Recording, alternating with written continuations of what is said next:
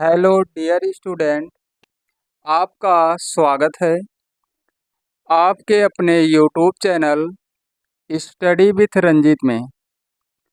आज की क्लास में हम लोग क्लास 12th के फिजिक्स चैप्टर नंबर 4 संधारित्र तथा परावैद्युत के क्वेश्चन नंबर 31 से लेकर क्वेश्चन नंबर 35 तक सॉल्व करेंगे। और ये क्वेश्चन जो लिए गए हैं ये क्वेश्चन कुमार मित्तल की बुक से हैं। तो चलिए शुरू करते हैं और क्वेश्चन को सॉल्व करते हैं।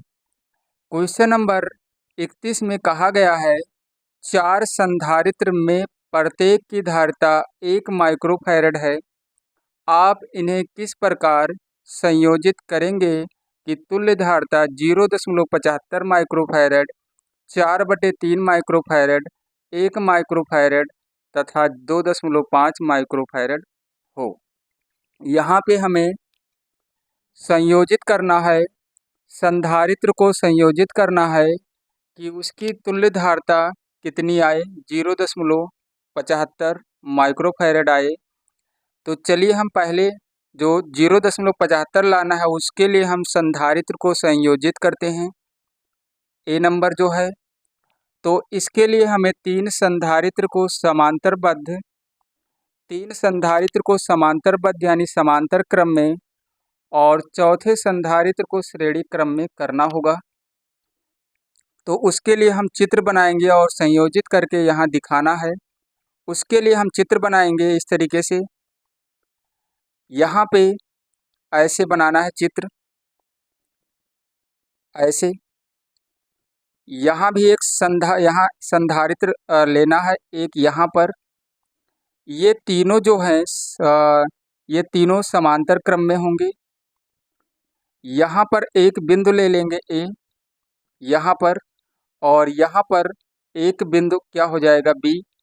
लेकिन हमें चौथा संधारित्र भी दिखाना है, तो चौथे संधारित्र को हम समांतर क्रम में मतलब यहाँ पर जोड़ लेंगे। यहाँ पर हो जाएगा बी, क्या हो जाएगा यहाँ पर बी, यहाँ पर बिंदु रखना है। और चारों संधारित्र पर लिखना है 1 माइक्रोफैरड, यहाँ भी लिखना है 1 माइक्रोफैरड और यहाँ भी 1 माइक्रोफैरड, यहाँ भी 1 माइक्रोफैरड। तो इस तरीके से संयोजित करके हमें दिखाना था, इस तरीके से संयोजित करके दिखाना है। और अगर इसकी तुल्य धारिता हम निकालेंगे तो हमारी तुल्य धारिता 0.75 ही आएगी। तो यहाँ पे एक लाइन लिखना है, क्या लिखना है, तीन संधारित्र ऐसे लिखना पड़ेगा। 3 संधारित्र समांतर क्रम में यानी समांतर क्रम में तथा चौथे संधारित्र को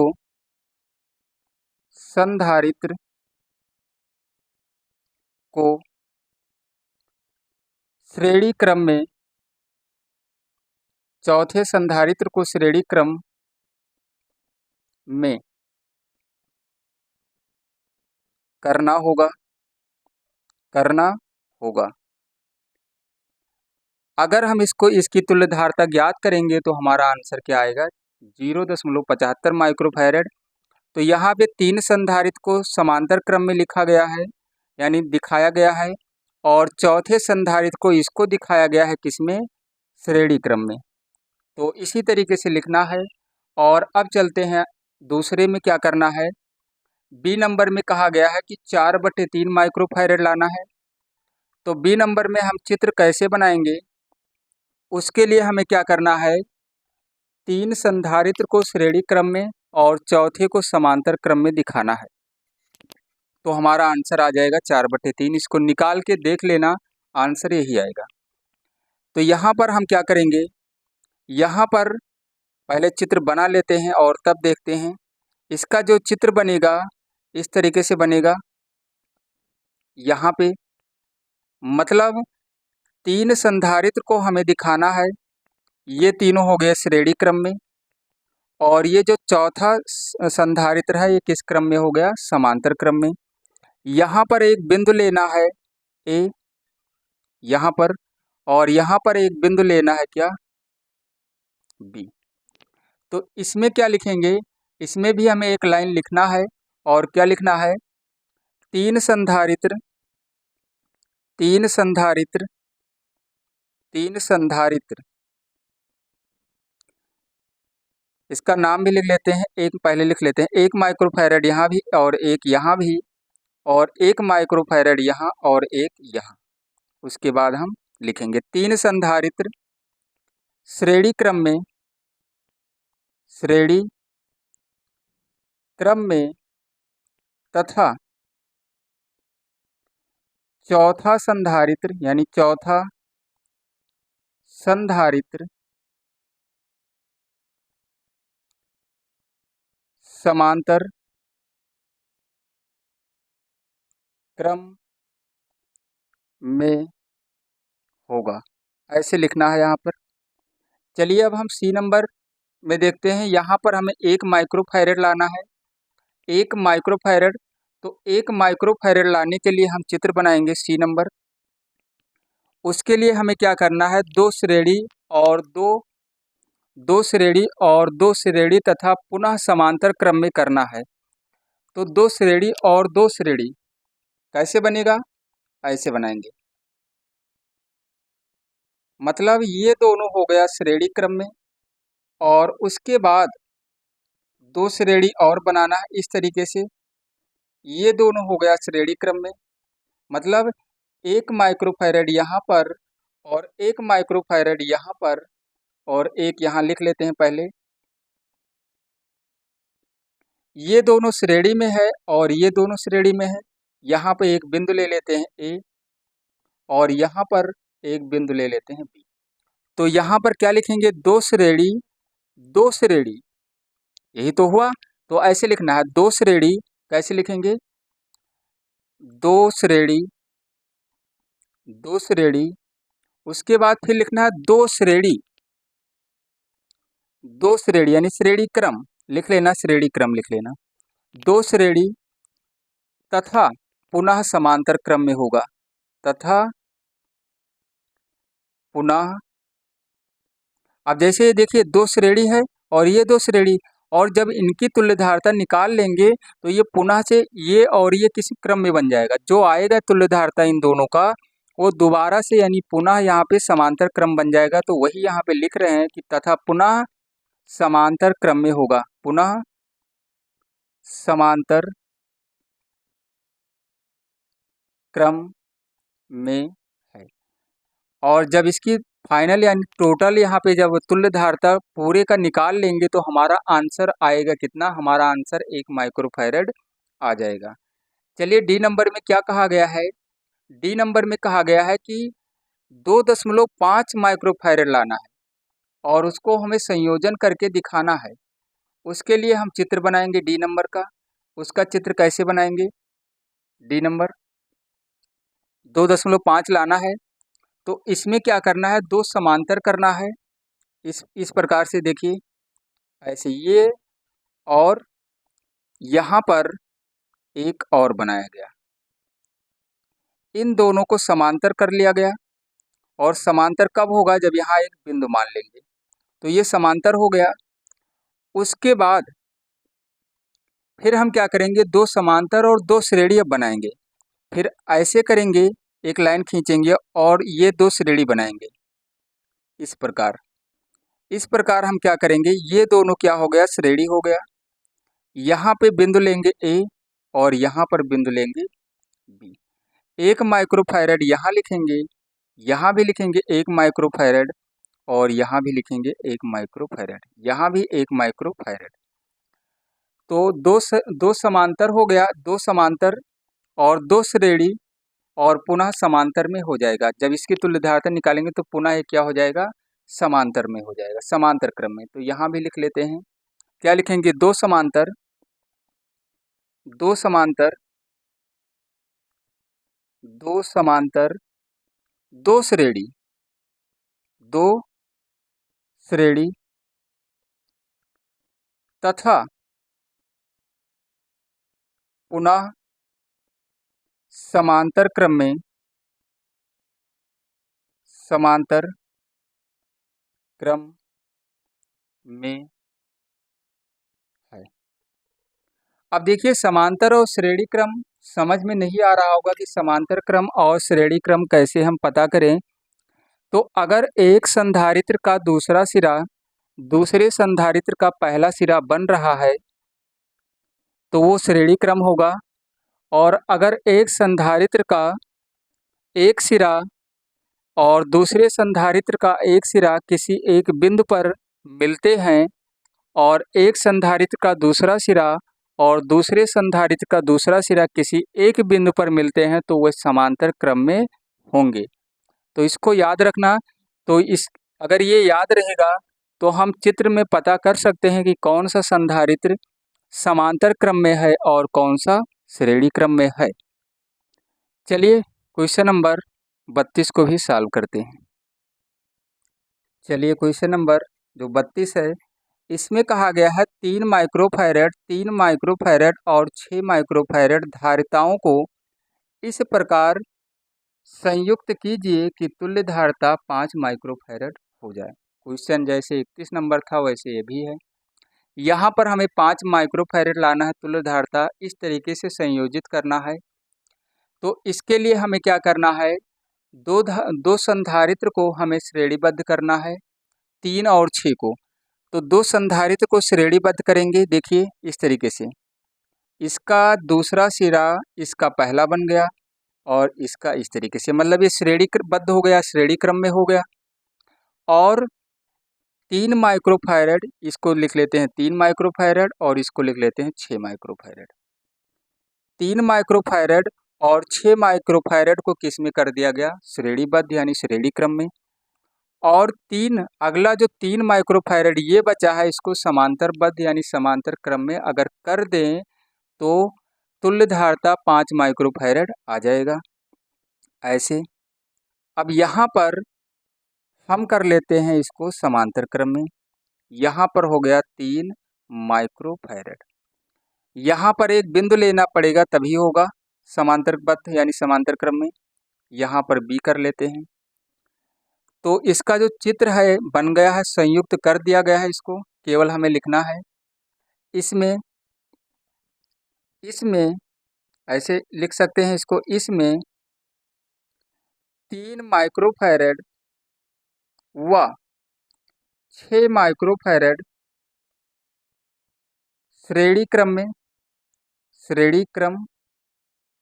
में तथा 3 माइक्रोफैरड समांतर क्रम में होगा,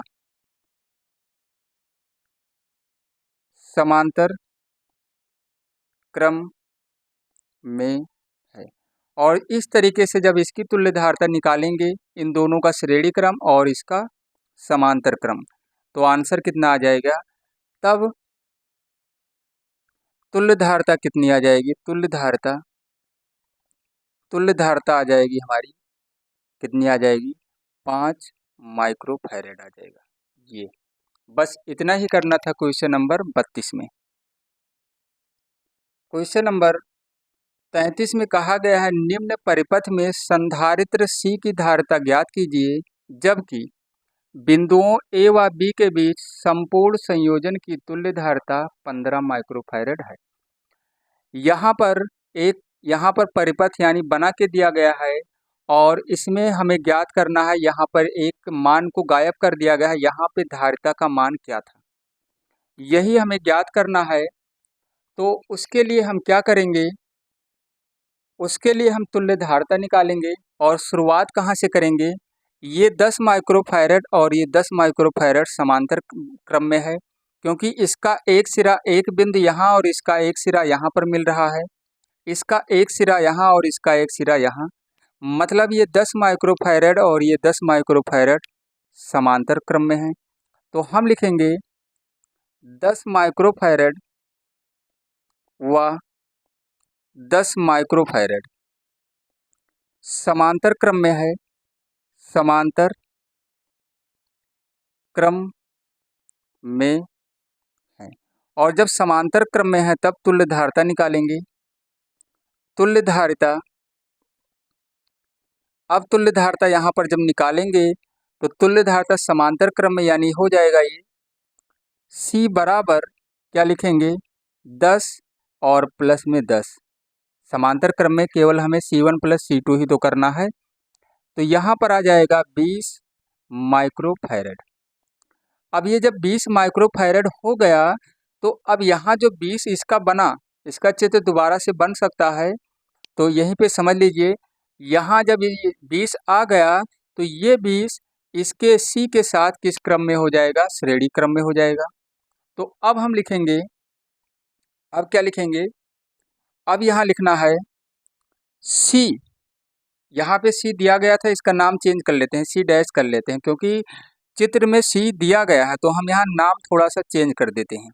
अब लिखेंगे C डैश व C श्रेणी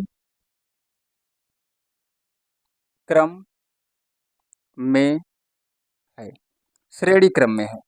अब हम निकालेंगे, अब हमारा फाइनल आंसर यहाँ पर आएगा। जब यहाँ पर निकालेंगे तो उसका मतलब ये हुआ कि A व B के बीच तुल्य धारिता, यही तो कहा जाएगा। फाइनल आंसर कैसे आएगा, उसको हम लिखेंगे A व B के बीच तुल्य धारिता। तो लिखेंगे A व B के बीच, A व B के बीच तुल्य धारिता, तुल्य धारिता।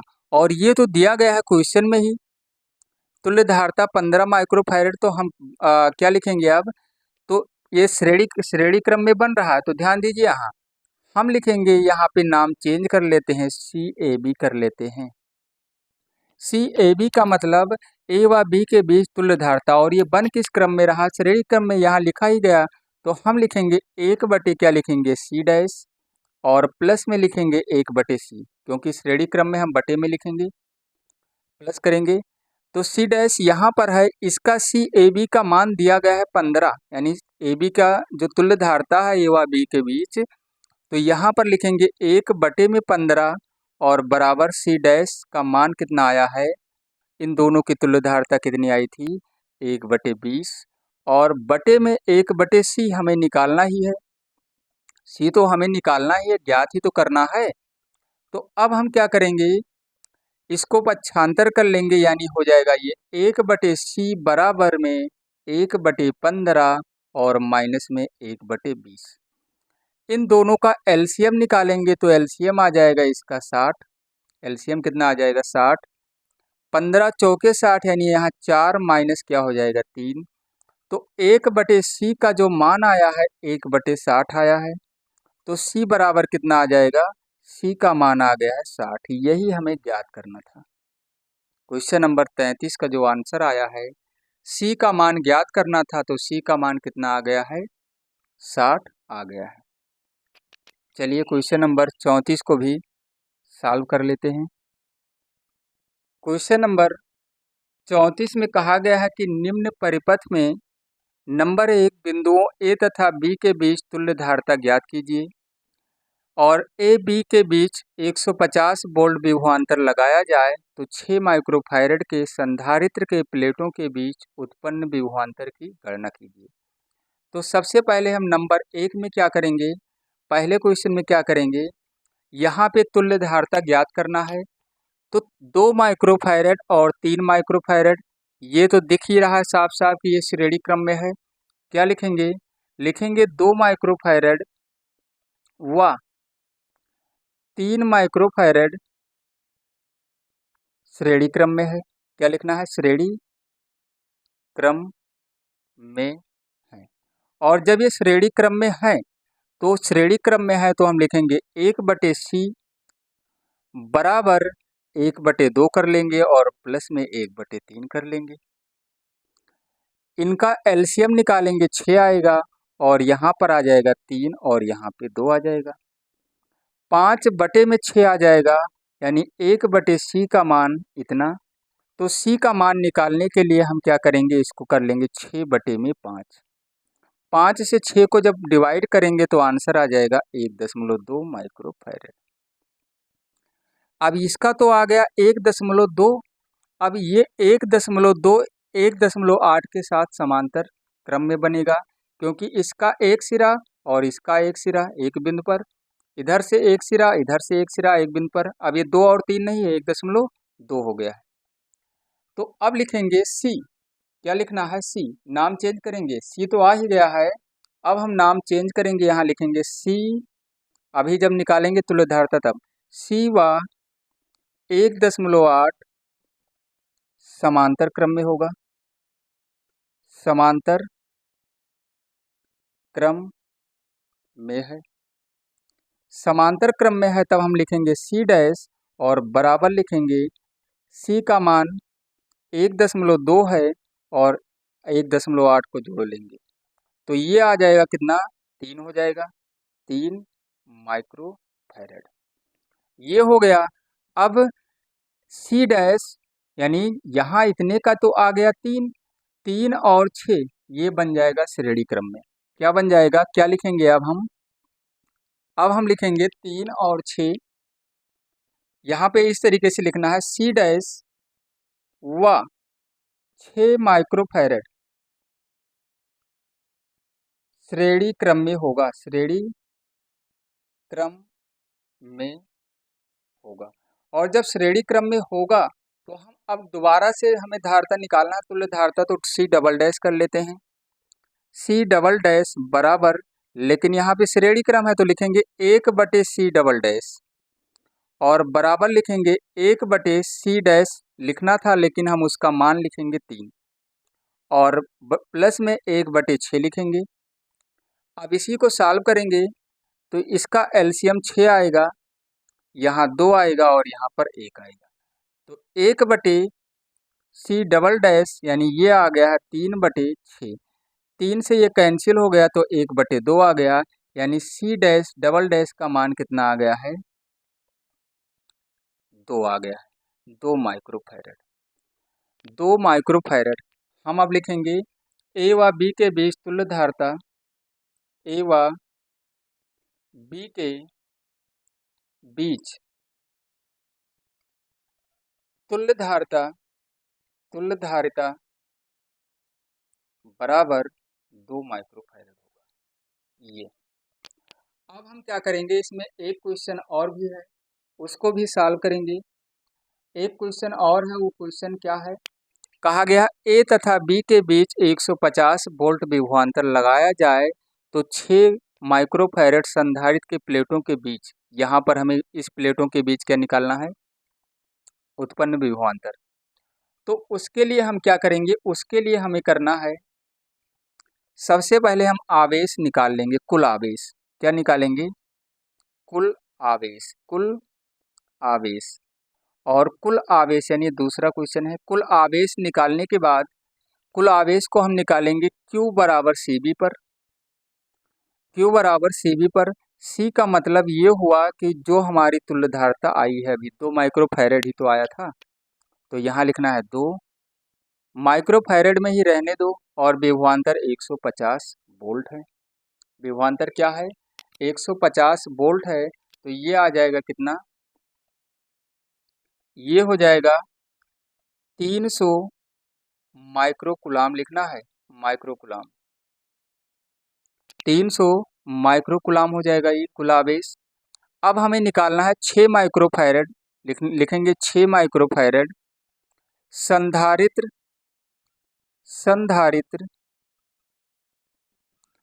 की प्लेटों के बीच, की प्लेटों के बीच विभवांतर, तो हम लिखेंगे यहाँ B6 लिखेंगे। इसका मतलब ये हुआ कि 6 माइक्रोफैरड जो है वहाँ पे संधारित्र, उसकी प्लेटों के बीच हम विभवांतर निकालने वाले हैं। तो यहाँ B बराबर Q बटे कर लेंगे C, C का मतलब जो हमारा ये फाइनल आंसर आया था, या हम इसको C डबल डैश कर लेंगे, यहाँ भी डबल डैश कर लेंगे ताकि कन्फ्यूजन ना हो। तो अब हम क्या करेंगे, Q का मान तो आ ही गया है 300, 300 कितना आ गया है 300 माइक्रोकुलाम है, माइक्रोकुलाम में ही रहने दो, कोई दिक्कत नहीं उससे यहाँ। और इसका मान आया है कितना, लेकिन यहाँ पे हमें क्या निकालना था, इसकी धारिता रखनी थी जहाँ पर हमें निकालना है। थोड़ा सा यहाँ गलत हो गया है, तो यहाँ पे C डबल डैश नहीं होगा, यहाँ तो होगा, क्योंकि हमें यही 6 यहाँ रखना है। 6 से इसको कैंसिल कर देंगे तो कितना आ जाएगा, 50 वोल्ट आ जाएगा। ये होगा आंसर। चलिए क्वेश्चन नंबर 35 को भी सॉल्व कर लेते हैं। क्वेश्चन नंबर 35 में कहा गया है, यदि संलग्न चित्र में बिंदुओं A तथा B के बीच 100 वोल्ट का विभवांतर लगाया गया है, तो C व D के बीच विभवांतर ज्ञात कीजिए। यहाँ पे कहा गया है कि ये A तथा B के बीच 100 वोल्ट का विभवांतर लगाया गया है, तो हमें C व D के बीच विभवांतर ज्ञात करना है। तो इसका विभवांतर 100/3 हो जाएगा। और कैसे होगा, चलिए इसको लिखना है, लिख लेते हैं। यहाँ पे इसका नंबर भी दिया गया है, ये संधारित्र 1 है, ये 2 और ये 3 और ये क्या है 4। तो संधारित्र 1 यहाँ का तो विभवांतर दिया गया है, तो हम क्या लिखेंगे, संधारित्र संधारित्र संधारित्र एक के सिरों पर विभवांतर कितना है, 100 वोल्ट होगा, 100 वोल्ट होगा, ये तो दिया ही गया है। आगे इसी प्रकार इसी प्रकार इसी प्रकार 2 3 व 4, मतलब 2 3 व 4, क्या लिखना है, 2 3 व 4 संधारित्रों के संधारित्रों के संधारित्रों के श्रेणी संयोजन, क्या है, श्रेणी संयोजन संयोजन ये तीनों श्रेणी क्रम में है। ये तीनों किस क्रम में है, 2 3 4, ये श्रेणी क्रम है। श्रेणी संयोजन के सिरों पर संयोजन के सिरों पर विभवांतर विभवांतर 100 वोल्ट ही होगा, 100 वोल्ट ही होगा, क्योंकि श्रेणी क्रम में विभवांतर समान होता है। अब हम क्या लिखेंगे, विभवांतर सी और डी पर निकालना था, तो विभवांतर सी व डी पर अगर निकालना है, तो जैसे यहाँ पे क्या कहा गया कि यहाँ भी 100, यहाँ भी 100, यहाँ भी 100, तो हम सी और डी के बीच जब निकालेंगे विभवांतर, तो क्या होगा, अतः हम लिखेंगे, अतः सी व डी के सिरों सी व डी के सिरों के बीच विभवांतर विभवांतर बी सी डी लिख लेंगे यहाँ, और बराबरी 100 बटे में हो जाएगा 3। तो यहाँ पर कितना आ जाएगा, सी व डी के सिरों के बीच विभवांतर 100/3 हो जाएगा। ऐसा क्यों हुआ, जैसे यहाँ पर लिखा गया कि संधारित्र 1 के सिरों पर विभवांतर 100 वोल्ट होगा, इसी प्रकार 2 3 4 संधारित्र के श्रेणी संयोजन के सिरों पर विभवांतर 100 वोल्ट ही होगा, 100 वोल्ट ही होगा, यानी यहाँ 100 वोल्ट ही होगा 2 3 और 4 के सिरों पर। लेकिन अतः सी व डी के बीच पूछा गया था, तो सी व डी के बीच क्या करना है, हमें 100/3 कर देना है, मतलब 3 भागों में डिवाइड हो जाएगा, और वही हो जाएगा हमारा आंसर। तो यहाँ पर क्या लिखना है, 100/3 वोल्ट ही होगा, ही होगा, 100 वोल्ट ही होगा। और इसी तरीके से इसमें लिखना है, और यही आंसर हो जाएगा क्वेश्चन नंबर 35 का। क्वेश्चन नंबर 35 का आंसर क्या हो जाएगा? और हमें ये भी याद रखना है कि श्रेणी क्रम में प्रत्येक संधारित्र पर आवेश समान रहता है और समांतर क्रम में प्रत्येक संधारित्र के प्लेटों के बीच विभवांतर समान रहता है। ये याद होना चाहिए, क्योंकि आगे जब क्वेश्चन मिलेगा तो समझ में नहीं आएगा कि ये कहाँ से आ गया। जैसे क्या हमें याद रखना है कि श्रेणी क्रम में प्रत्येक संधारित्र पर आवेश समान रहता है और समांतर क्रम में प्रत्येक संधारित्र की प्लेटों के बीच विभवांतर समान रहता है। इसको याद करना होगा, और जब ये याद रहेगा तभी आगे क्वेश्चन समझ में आएगा। जब ऐसे क्वेश्चन आएंगे तो आज की इस क्लास में बस इतना ही। आज क्वेश्चन नंबर 31 से लेकर और क्वेश्चन नंबर 35 तक सॉल्व किया गया है। अगली क्लास में क्वेश्चन नंबर 36 से लेकर और क्वेश्चन नंबर 40 तक सॉल्व किया जाएगा।